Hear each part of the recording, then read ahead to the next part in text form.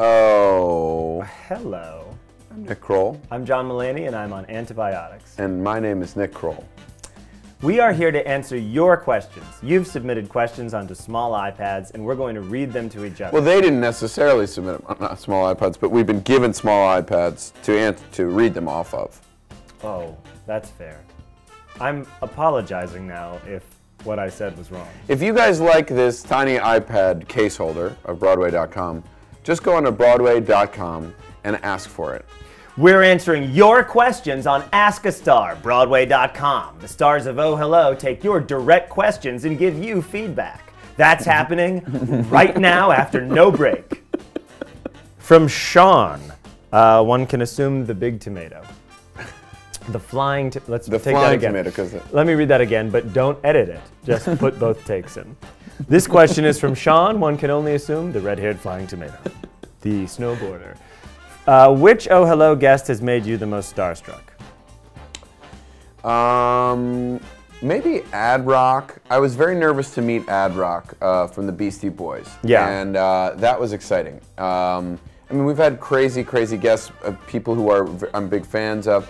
Alan Alda was our opening night guest, who so much of the show is based on. Yes. As an early selling point of who these characters were, it was always like Alan Alda. So that was nerve-wracking because it felt like the culmination of a lot of work. But meeting Ad Rock, who's a Beastie Boy and such an influence on us, felt like I was nervous by. You know? Yes. Alan Alda, I was the most sort of excited, nervous for. However, since we spent some time with him before the show, we had a lovely chat with him before.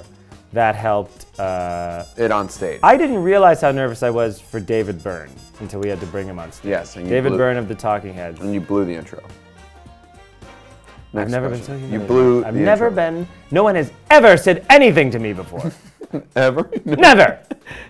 No one's ever said a single word to me. No one has said a word to me for 34 years. And now you question me? Okay, this is from Maxwell. One can only assume the R&B singer. What's the weirdest public place you have been in your Gil and George get-ups? Hold on. Now, I would say Times Square when we took a photo there. Mm-hmm. However, that's not that weird for Gil and George to be in Times Square. Honestly, when you think about it, the strangest place we were ever Gil and George was in the Ryman Auditorium in Nashville, Tennessee. Home of the Grand Ole Opry. Gil and George have performed there, as has Rosanna Cash. Yes, that's true. We came out at the Ryman Auditorium, a former gospel church, turned into the home of the Grand Ole Opry, one of the most acclaimed music venues in the world. And we came out as Gil and George, and we just sort of riffed. Yeah, we didn't really. We had like a couple Nashville jokes written. Yeah, and then we're like, and then we'll give some poor kid too much tuna fish. Yeah. The other place I would just say that was weird for us to perform was not in Times Square, but in Red Square for the Chinese Communist Party. It was a corporate booking. No one everyone sees the photo of the guy standing in front of the tank, but they never look who's driving the tank. It's Gil and George. Next question. It's for you. Oh no, sorry. No, it's not. From Lee. Oh. Our assistant stage manager's name is Lee, and if this is from you, this is a pathetic way to get to know us. How much of the show is scripted? What improv moment has made you laugh the most? Lee, you could have just asked us that backstage. You're the assistant stage manager. You see us every day. You give us Swedish Fish and Werther's Originals every night before the show starts. But what's an improvised moment that, I don't know, there's a whole section of the play about Gil's love affair with Lisa, who's a raccoon. And that continues to be improvised and changes on the daily, and we've seen a real evolution of their relationship. Yeah. Lisa is a raccoon in a park. Yeah, if you guys find raccoons sexually attractive, log on to Broadway.com/showbiz/opencall/raccoon/Lisa. All right. Okay. Next one. This is from Juliana. I can only assume our publicist, Juliana, who's here behind camera. Yeah. Since George is an aspiring playwright himself, what do you think is his favorite play? Since George is an aspiring playwright himself, what do you suppose is his favorite play? What do you think is his favorite play? I don't know why I'm dissecting. Are you belittled? Do you feel as, like calling George aspiring playwright? Are you miffed by that? Since George is an aspiring playwright himself, so doesn't that refer to, who's the first person you're referring to?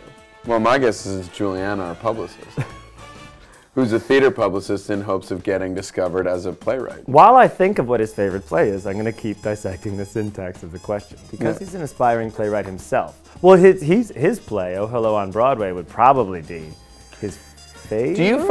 Do you think there are artists whose favorite work is their own? Yeah, I once saw Mitch Hedberg interviewed and they asked him who's his favorite comedian. He said, I'm my favorite comedian, otherwise I wouldn't do it. I thought that was a good answer. Yeah, I met Kanye West one time and told him I was a big fan of his music, and he said, so am I. Kanye West is joining the cast of Oh Hello exclusively for our final 2 weeks in January. Yes. George's favorite play is the movie The Ten Commandments. How about that? This is from Charlie. Glad you were able to stall all that time to get to that joke. Hey, why don't you shut up? Why don't you shut up when all's said and done? Wasn't a joke. Why don't you shut up ever? I've never talked to such an idiot person in my life. This is from Charlie. In the Chocolate Factory. I don't know. I don't even know. If I were to take a George and Gil walking tour, what would be some of the stops along the way? I feel we did this interview for the New York Post. I think we've done this interview like 6 or 7 times. But let's just say a walking tour, not the walking tour, but just one of the many George and Gil walking tours. If they were to do, let's say, a food walking tour of the various places they've gone to and are no longer allowed at. Gristedes at 26th and 8th under the tennis bubble. They would go to the Food Emporium, which doesn't exist anymore, but they would go to the Food Emporium in 1987 near Dorian's. Yes. Where Robert Chambers went for a Orangina. You don't think he drank? No, he went to mix it with like a bad bottle of vodka that he had in his house. Oh, really? They weren't served alcohol at Dorian's? Oh, they were. If you know what went down at Dorian's all those years ago, log on to broadway.com/80s/preppykiller. This is from Billy, B-I-L-L-I-E. One can only assume. Billie Holiday. Yes. I'm in New York. I don't know, use it. Yeah. Use it, I don't know. What's the sexiest thing about Oh Hello on Broadway? What's the sexiest thing about Oh Hello on Broadway? Is when I was ill, I would sweat. Now, do you hear me? I would sweat through my costume and I would stink like a dog. I would smell like someone had a nightmare in a sleeping bag at a sleepover where you had to wear wool. Now, I was soaked and I was furious. And I had to go out on stage. Do you get me? I had to hit my marks, and I stunk like a dog. Everyone cheered, though. I did wonderful. No one's ever spoken to me before. How dare you ask me a question? If you want more of that character, log on. You log on to Broadway.com. John's new character. / new persona for Mulaney ? Backslash. Give me $5, and I will do that. I have no more questions for you. So here's an outro.